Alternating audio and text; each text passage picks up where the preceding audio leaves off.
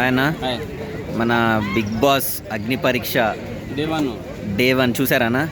చూశాను. ఆడేంది మన బయటలో పెద్ద తోపులాగా ఎగురుకుంటా బ్యానర్లు కట్టేసుకొని నేను బిగ్ బాస్లోకి వెళ్తా అది చేస్తా అని పెద్ద ధర్నాలు చేసిండు కదా. మళ్ళీ పోయి దాని అది బుద్ధి శ్రీముక్తాలు ముక్తులేరా ఎవరు ఐటమ్ రాజా మన్మరాజా మినిమం డిగ్రీ ఆడ కూడా చెప్పుకుంటాను. ఆ డైలాగ్ నాదే అని చెప్పేసి చెప్పేశారా ఉందా నీకేమన్నా? అసలు నువ్వు పోయింది దేనికోసం? బిగ్ బాస్లో ఆడడానికి పోయాను.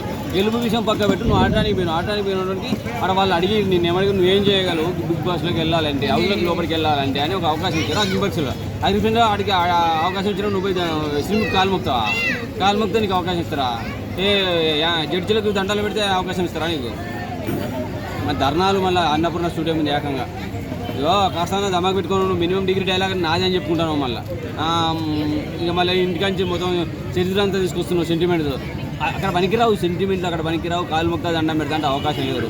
నీ చేతనైంది చేసి ఆడ చూపిస్తే, టాలెంట్ చేసి చూపిస్తే అవకాశం ఇచ్చేవాళ్ళు.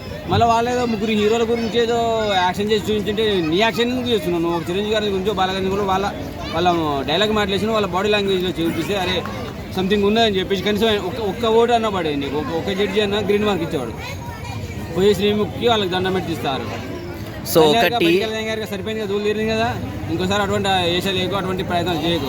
చేస్తే ఎవరన్నా మంచిగా ఐడియాస్ తీసుకొని వెళ్ళు. కనీసం ఐడియాస్ తీసుకొని వెళ్తే లోపల ఎంట్రీ అన్న అవుతావు. ఆ తర్వాత లోపల ఏమైనా చేయగలిగితే చేతులు అంటే వాళ్ళు ఫస్ట్ వీకే మింగే అంటారు. ఓకే, దండాలు ఇంకోసారి అవడం ప్రయత్నం చేయకు. మాలాంటి వాళ్ళకు ఒక చిన్న ఆశ ఉండే, అరే వీడు పోయిండు ఎంటర్ అయ్యిండు చలో కనీసం హౌస్లోకి వెళ్తాడేమో అని చిన్న ఆశ ఉండే మాకు. ఆ ఆశను కూడా సర్వనాశనం చేసినావు. నీకు దండాలు రా బాబు.